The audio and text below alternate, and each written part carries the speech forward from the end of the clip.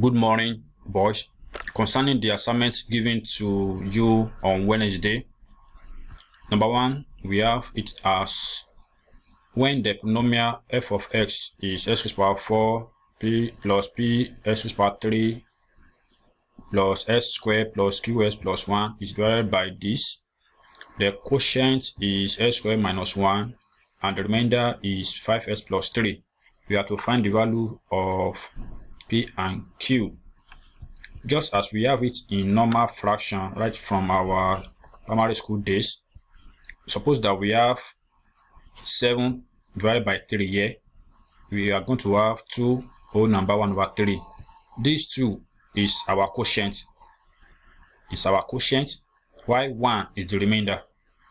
So the information given to us from number 1, we are going to have it as this. This is like 7 over 3, which is equal to the quotient. That is, how many of this denominator can we find in the numerator? We have this. Then this is the remainder. I think it's clear. So how can we find the value of P and Q now? Look, let's take a look from here, from what we know already.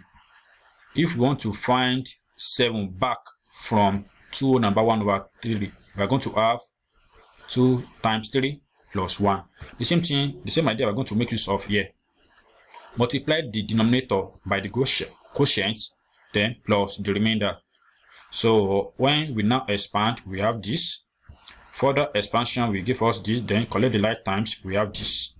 So we can now compare the left and right hand side together. By the time we compare, we have your P, which is coefficient of s cubed here, to be 3. And we have Q, which is coefficient of x, to be 2 here. It's as simple as A, B, C. Let's quickly move to number 2. We are having a function here, which is divided by x minus 1. When we have it like that, the remainder is 12. And when it is divided by x plus 4, the remainder is minus 18. Just as the exercise we gave earlier on Wednesday, that has to do with remainder theorem, the same thing we are going to have here. When you have x minus 1, which is the divisor, that means that our a naught here in this case will be 1.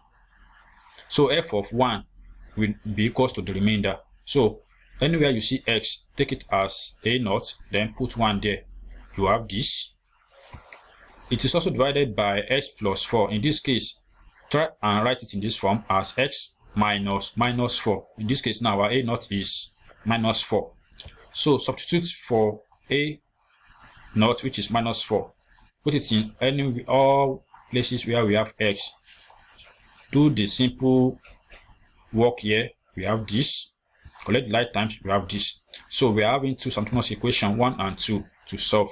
So by finding it, by using elimination method or anyone that is convenient for you, either substitution method or elimination method, you have a to be 9 and b to be 9. A to be 9 and b to be 7 rather. So we have found our a and b. So what next is to factorize, is to find the roots. That is, we should solve it. How can we solve this polynomial? When you have this and it's not that obvious for you to get the roots, what we are going to do is to do trial and error method.